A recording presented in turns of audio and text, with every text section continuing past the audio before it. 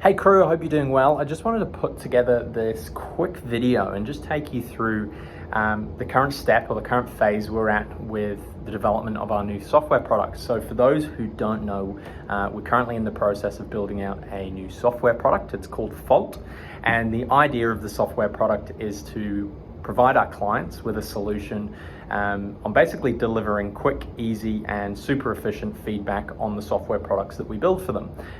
The idea of the app came around a little sticking point or a little challenge that we're having internally with our business on the systems and processes we were using to gain customer feedback.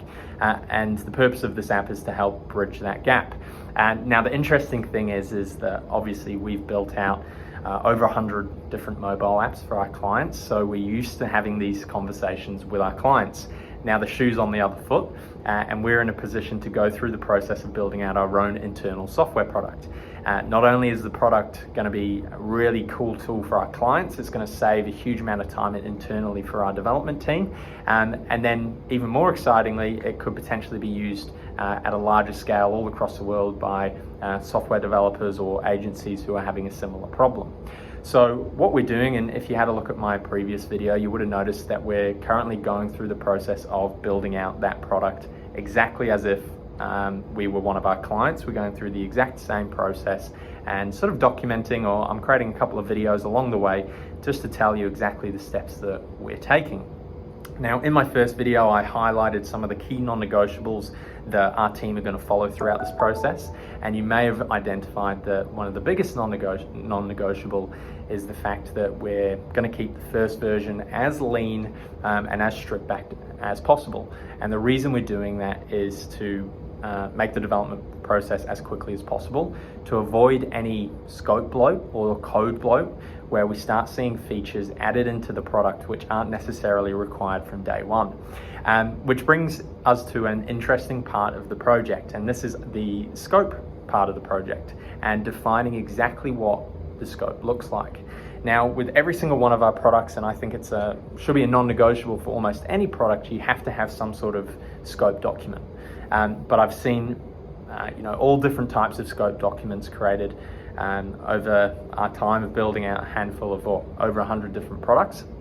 And what I would say is that from the scope documents that we've seen, the only ones that genuinely get read and genuinely get actioned on are the ones which are 3 pages or less. So for this scope, we set an absolute non-negotiable that it can't be any longer than 3 pages. Any longer than 3 pages, the only benefit from that scope document is the ego of the person writing it. No one's going to read it. The development team won't refer to it. Your product owner will get lost. It's basically rendered useless.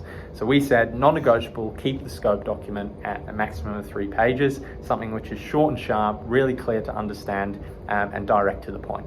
So once we set that non-negotiable, then what we did is we went about setting the key sections of the scope. Now, the first section that we always write in the scope is the problem. We have to have a clearly defined problem. And the reason that we do that is so that whenever we're writing out features or the scope or ideas, it has to directly solve the problem that we've identified at the top of the page. Now, when you're building out a scope, it's super easy to just keep writing features. We see it all the time where you're in the midst of building out a cool idea and you say, oh, that's an awesome feature, or it can do this as well, or yeah, when we do that, we'll add this feature as well, which is all well and good, and it's all definitely possible, but it's really important that from day one, from the very first version that we're creating, we have to simply solve the problem that we've identified. So in our case, the biggest problem that we had was the way that clients were providing feedback. There was no real true system, and the systems that we did use were never as efficient as possible. We had a different system for Android versus iOS, and then we also had a different system for getting feedback for web as well. So it was all a little bit disjointed. So that was our main problem, is creating a system on how we could get feedback from our clients no matter what platform they were on, and it all stemmed through to one location. So based on that, what we then did is built out our solution. So we built in a simple paragraph on what our solution was to that challenge, and this essentially becomes like the guts of the scope. This is the key solution. This is how we're going to solve it. And then based off this solution statement, we're then able to start identifying the more specifics of how we're going to solve it. So in our case, the solution to our problem was to build out a systemized tool across Android, iOS, and web, which funneled all of our client feedback through to one simple admin system on our end. Now, based on that, what we're able to do is actually start building out the technology stack that our product is going to build.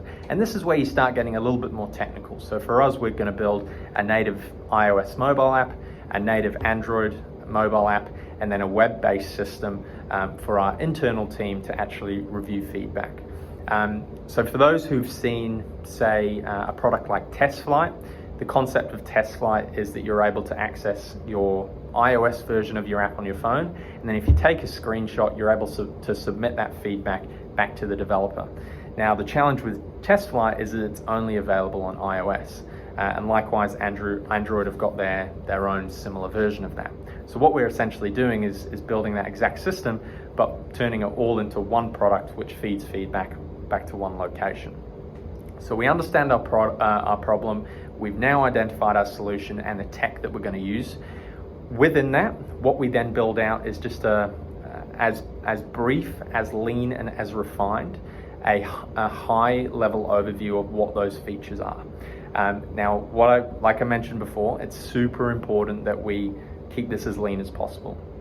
I'll talk about versioning shortly, but keep this scope and this sort of like definition as lean as possible. If you're going into like 2, 3, 4 line paragraphs, just start trimming it back, because the idea is that a product owner or a developer can quickly gloss over this document, or even a designer, which is just as important, is they can quickly gloss over this document, and straight away they have a quick understanding of what the product's going to do. So once you've identified the specific tech that you're going to use to solve your problem, then what we then get into is your brand. Now, the reason that we put a brand into a scope document is because it helps guide the direction that some of our decisions go in. So a couple of key questions that we ask ourselves about the brand in this scope document are: who are we? So we have to understand who we are. This is who we are, this is our approach. We're clean, we're fresh, we're modern, whatever your brand direction is and what you're all about. Secondly, and sometimes a lot easier, is who we aren't. So we aren't we aren't an Excel spreadsheet. We aren't complicated. We don't have a heap of information or rows of tables or a massive long list of requests or whatever it might be. Identify who you are and then who you aren't. And then the third thing, and arguably the most important thing, is that what are you fighting for? So a lot of the time there has to be some sort of fight or conflict within your brand to help you make these decisions further down the line. So for example, for Fault, the product that Moonward and we're creating right now, what we're fighting for is we're the anti-Jira, we're the anti-Trello, we're the anti-Monday.com, and we're the anti-Asana, or we're the anti-Excel spreadsheet.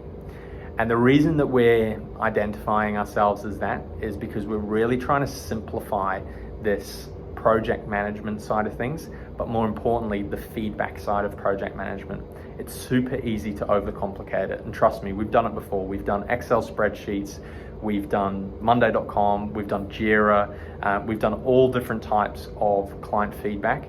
And all the time you end up with these mammoth documents of feedback and endless spreadsheets and little like comments, and client makes a comment, or we make a comment, developer makes a comment, we push an update, that gets ticked, and it's like an endless cycle of feedback. So we've put our stake in the ground to be that anti-Jira, the anti-Excel spreadsheet, and actually simplify this process and make it enjoyable for our clients. We want to make it an enjoyable experience for our clients to test their products and provide feedback. And by using those sort of more long-winded solutions, it's not an enjoyable process. So what we're fighting for is we're fighting for the anti-Jira, the anti-Excel spreadsheet. So have a think about what you're fighting for and what your product is fighting for. Then from there, you should have a really clear understanding of what your product is. And now what we do is we start to identify how we're actually going to version this out. And you may hear this, the concept of an MVP. This is somewhat similar. We just simply refer to it as versions. So what we do here is we identify what are the first 2 versions that are going to hit the market. Now, the first version should be the absolute bare bones required for your product to at least start solving the problem that you're trying to solve. It doesn't necessarily have to be the final solution, but it just has to be heading in the right direction. So for us, we've completely stripped it back to a single page iOS app, a single page Android app, and then like a 2-page web app. And based on that, we've done an extremely simple authentication process, which just includes an email sign up. There's no first name, there's no last name, there's no like profile pictures or anything like that. It's purely just an email sign up. For us, that helps us start going in the right direction of solving the problem that we're trying to solve. And what it ensures that we don't do is it doesn't bloat the scope. We're not adding anything that isn't required from day one. Now, if you feel like your V1 is a little too big, chances are it is. Like, be brutal with yourself. Cut as much as possible out of your first version, because what this does is this helps you be as efficient as possible, and it helps you get to market sooner. And the real reason that we want to get to market is so we can get genuine customer feedback. And when we say go to market, it doesn't necessarily mean you have to go completely public to anyone out there. It's, getting testers on board, trialing it with some friends and family, just testing it yourself from start to finish. And then from there, you're able to sort of review and then make some more educated decisions. So for us, our first customer is going to be our internal clients. So we don't have to have this as like 100 out of 100 from a polished perspective. We can deliver it to our clients and say like, hey, look, we're still adding some new features, we're still working on some areas, but we still believe this is going to be more efficient than the current system, and we're open to feedback. Like, you can provide feedback on our feedback app if you want to. So then from that, so we've identified our first version. It's as lean as possible. And like, I promise you, be as brutal as you possibly can on this first version, because it will make your life easier in the future. Then from there, identify what your second version is. Now, the key thing about the second version is you really need to identify the purpose of your second version. Generally, we see sort of like 2 directions our clients go in. The first direction is, hey, I now need to make money. And the second version is like, hey, we went live with V1, but in order for us to actually have a genuine product, we need to build these features as well. Now, for us, we're more in the latter. So our first version is just like bare bones, something that we can deliver to our clients. Our second version would then be a sort of addition to that. So at this point, we're still not worrying about how we're going to get paid, how we're going to sign users up, nothing like that. What we're merely going to do is just add the extra step of features required in order for us to at least have a product which could be commercialized. And then in the future, we'll get to a V3 where, we'll think about, potentially having a subscription system or multiple user levels or whatever it might be. But we don't even need to think about it now. There's a great book out there called Getting Real. It's by the guys who build Basecamp. And there's a great section in the book which talks about scale. Everyone talks about scale on day one. And they get hung up on scale, like, hey, can I get 10,000 users on my app? Can I get like 100,000 users on my app from day one? And there's no point worrying about scale when you don't have any scale. And we're very much in this position. All we need to think about is our current clients and how we're going to distribute this app to our current clients. Any scale beyond that is irrelevant at this point in time, because we don't have it and we don't need it at this point in time. So that's all we're focusing on. It's quite brutal. The scope is very brutal. We've cut out a lot of fat, and we've done it for the benefit of the product. If you find yourself having fat on the product, there's a good chance that your development's going to slow down. You're going to lose momentum, which is by far the biggest killer of software products, is losing momentum. And more importantly, you're going to be making a lot of assumptions. What we want to do in this software space is make as little assumptions as possible. We want to get a product out there and then get genuine customer feedback, genuine user feedback, analyze the data that the app provides us, and then make educated decisions based off that.